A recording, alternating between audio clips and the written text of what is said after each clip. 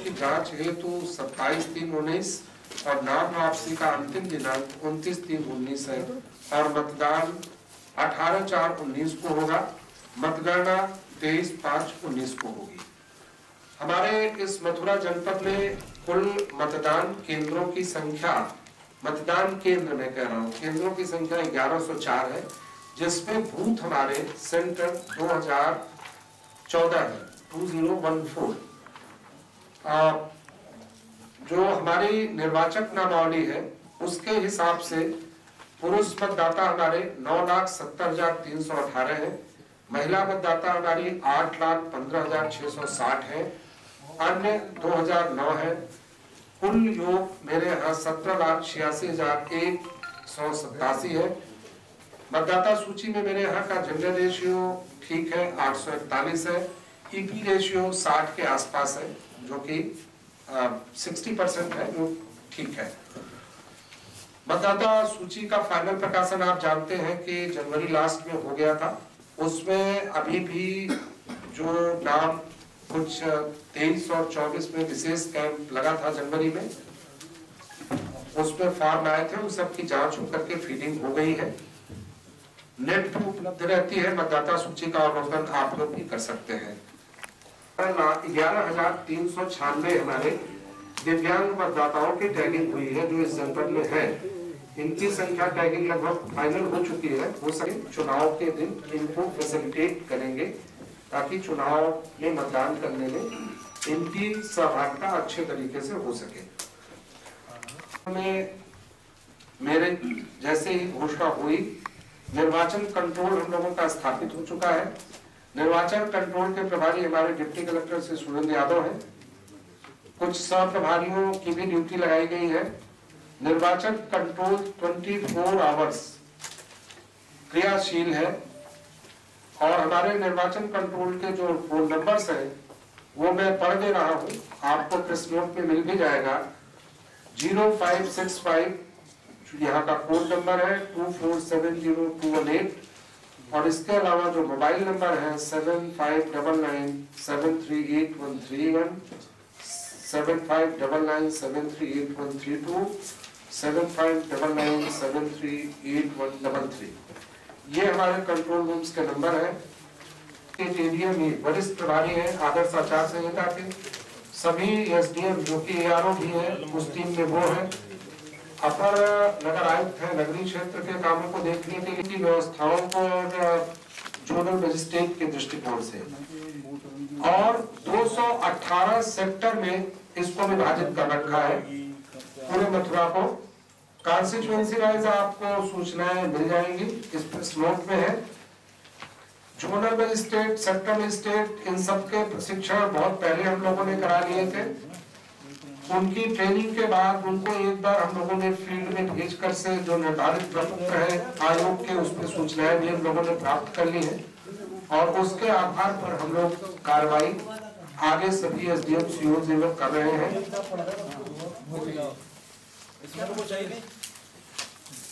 नहीं, एमसीसी देना था, मॉडल कोड ऑफ कंडक्ट। अभी बात कर रहे थे, वही वाला चाहिए सर जो आप पढ़ रहे हैं।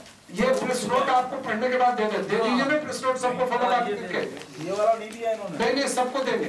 दिया है कि नहीं इसको? नहीं दिया। इसमें तो कोई जानकारी नहीं है। वो भी मैं पढ़ दे रहा हूँ। पब्लिक प्रॉपर्टी पे वॉल राइटिंग 322 थी, पोस्टर्स 1930 थे, जो आपके बैनर्स थे वो 1169, अदर्स में झंडी इत्यादि जो आती है वो 624। इस प्रकार पब्लिक प्रॉपर्टी पे कुल 4045 और प्राइवेट प्रॉपर्टी पे इसी कैटेगरी के डिफरेंट जो हमारे wall writing, posters, banners, others, ये कुल 2409 थे। तो 4000 ये 2409, ये लगभग 6500 के आसपास हम लोगों ने अब तक इसको हटवा दिया है, सफाई करवा दी है। टीमें लगातार सक्रिय है। 72 घंटे के अंतर्गत तो इसका अनुपालन करना था, कर लिया गया है। इसमें भी आप लोगों का सहयोग अपेक्षित होगा, रहता है, जैसा कि आप लोग एक जागरूक प्रहरी के रूप में काम करते हैं। कहीं कोई चीज होगी तो उसको पूरी सक्रियता से समय के अंतर्गत निष्पादित संबंधित मजिस्ट्रेट करेंगे। इसमें जो निगरानी टीमों भय इत्यादि के संबंध में वो महत्वपूर्ण बातें हैं कि कैश लेकर के चलने के लिए 50,000 रुपए तक एक सीमा है। 50,000 से यदि कोई कैश अधिक लेकर के चलता है तो चल तो सकता है, लेकिन वो अपने वैध कागज, अभिलेख, बैंक से निकाला है, कहां से निकाला है, कहां, मतलब इन चीजों को रखेगा, क्योंकि कहीं पे यदि इसकी जांच पड़ताल होती है तो वो उन अभिलेखों को प्रस्तुत कर सके ताकि उसको असुविधा न हो। 10 लाख रुपए तक का जो होगा उसको तो जो हमारी स्टैटिक टीमें या फ्लाइंग स्क्वाड की टीमें हैं वो अपने जो प्रक्रिया दी हुई है, यदि किसी के पास से अवैध कोई धनराशि या कोई मादक कोई भी चीज इस तरह से पकड़ी जाती है जो चुनाव को प्रभावित करने के दृष्टिकोण से संचरण किया जा रहा है, तो उसकी एक प्रक्रिया निर्धारित है। वो उसकी पूरी वीडियोग्राफी कराएगा, उसकी सीलिंग की कार्रवाई करेगा और फर्द जो बनती है बन करके संबंधित सुसंगत अधिनियमों, धाराओं में जो जिससे आच्छादित होगा वो उसमें कार्रवाई करेगा। 10 लाख से यदि अधिक की धनराशि होती है तो इनकम टैक्स के लोगों से भी हम लोग इसमें मदद लेंगे। 5 इनकम टैक्स के अधिकारी इसके लोग संबंधित विभाग से नामित कर दिए गए हैं। उनका डिटेल आपको उपलब्ध हो जाएगा कि वो कौन अधिकारी, उनके फोन नंबर्स क्या है। उन लोगों के साथ कल हम लोगों ने बैठकें कर ली है।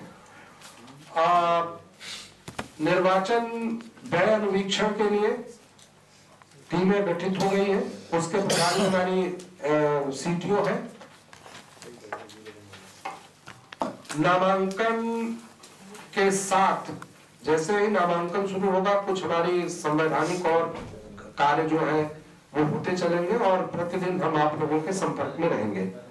मॉडल कोड ऑफ कंडक्ट अगर एक सक्रियता से लग जाता है तो काफी चीजें नियंत्रित हो जाती है। मैं चाहूंगा कि मॉडल कोड ऑफ कंडक्ट की प्रति आप लोग पिछले चुनाव में पढ़े होंगे निश्चित रूप से, लेकिन उसकी प्रति आपको उपलब्ध करा रहे हैं। आप लोग एक बार अगर उचित समझेंगे तो देख लेंगे तो जनता को काफी कुछ आपको बता देने से सहूलियत हो जाती है, भ्रम की स्थिति नहीं होती है। चुनाव में मेरी जनपद की पूरी टीम, आप लोगों के किसी भी उसके लिए कहीं कोई जानकारी करनी हो तो डिप्टी डीओ रहेंगे, हम रहेंगे, और जो हमारी एमसीएमसी की कमेटी है जिसके सचिव डीआईओ है, डिस्ट्रिक्ट इंफॉर्मेशन अफसर, वो रहेंगे।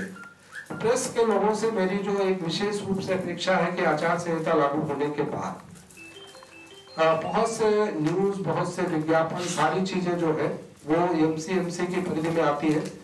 यदि कोई व्यक्ति कोई चीज चला रहा है, खास करके इलेक्ट्रॉनिक मीडिया में, उन सब में, तो उसका एक सर्टिफिकेशन होता है, उसके लिए एक कमेटी है। कमेटी का गठन हो गया है जिसमें जो मानक है आयोग के उसके अनुसार से किया गया है। सचिव उसके डीआईओ है, वो समय समय पर आपको जानकारी देते रहेंगे। पेड न्यूज, फेक न्यूज से हम लोगों को सावधान रहना है और हम जानते हैं कि पेड न्यूज क्या है, फेक न्यूज क्या है, कैसे, ये आपसे बेहतर कोई जान नहीं सकता। उस पर विशेष रूप से सावधानी बरतने की आवश्यकता है। पॉलिटिकल पार्टीज के साथ मैंने कल बैठक कर ली, आप थे ही। आगे जो भी चीजें होंगी चुनाव की तैयारियों से संबंधित, वो हम प्रयास करेंगे कि जैसा आपकी तरफ से सुझाव भी आया था कि एक दिन प्रायर आपको बता देंगे ताकि आपको परेशानी न हो। नहीं तो सूचना मैं समय पर करा दूंगा कि कहाँ कब क्या चीजें लैंड ऑर्डर से या किसी से बैठक कर रहे हैं, कोई चीज कर रहे हैं, तो वो चीजें आपकी जानकारी में रहेगी चुनाव की तैयारियों के संबंध में लेकर के, और जो विशेष निर्देश होंगे। प्रेस के माध्यम से मैं एक चीज और बताना चाहूंगा कि अब की बार नामांकन में जो शपथ पत्र का प्रारूप है थोड़ा संशोधित हुआ है, वो आयोग से आ गया है, उसको पृथक से मैं आपको दे दूंगा। उसको अगर प्रेस में आपके माध्यम से आ जाएगा तो लोगों को और सहजता से जानकारी हो जाएगी। मैं विचार के साथ कर रहा हूँ। मीडिया से मेरा प्रयास रहेगा कि आप लोगों से मेरी बात रेगुलर होती रहे पूरे चुनाव के दौरान। छोटे छोटे इशू होंगे मीडिया के, कभी पास के कभी उसके, उसमें बिल्कुल आप लोग चिंता नहीं करेंगे। जो प्रेस जो निर्देश आयोग के होंगे उसके अनुसार से पूरा सहयोग आप लोगों का रहेगा, मेरा रहेगा। हम दोनों लोग मिलकर के, आप लोकतंत्र के एक स्तंभ कहे जाते हैं, लोकतंत्र की ही उसको मजबूत करने के लिए जो हम लोगों का एक दूसरे से पारस्परिक सहयोग रहेगा वो हम लोग करते हुए विधि के परिप्रेक्ष्य में आपकी जो सीमाएं हैं उसका पालन करते हुए, मेरी जो सीमाएं पालन करते हुए हम लोग निष्पक्ष फ्री फेयर इलेक्शन मथुरा जनपद में संपन्न कराएंगे।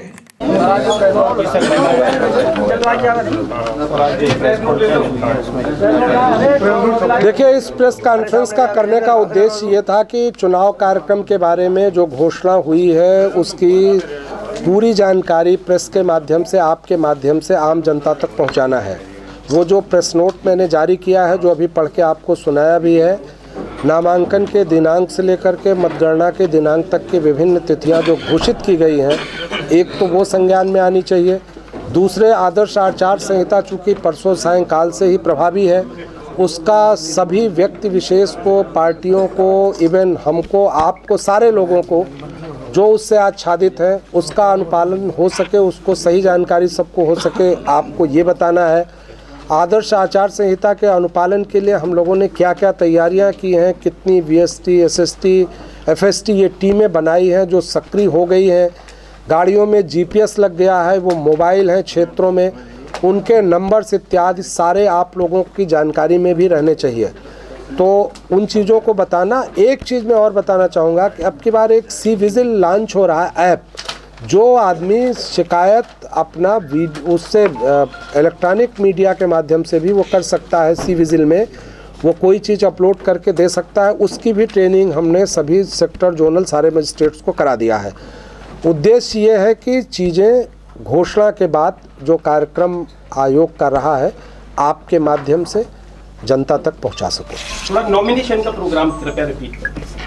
ये प्रेस में, इसमें जो प्रेस नोट है इसमें है 19 तारीख को, 19 तारीख से नॉमिनेशन होगा। 19 तारीख नॉमिनेशन का पहला दिन है और नाम निर्देशन है तो अंतिम दिनांक 26/3/19 है। लेकिन इसमें सार्वजनिक अवकाश भी उसमें होंगे। सार्वजनिक अवकाशों के दिन आप जानते हैं कि नामांकन नहीं होता है, वो नामांकन के पहले जो होगा तो उसका भी हम आपको जानकारी देंगे।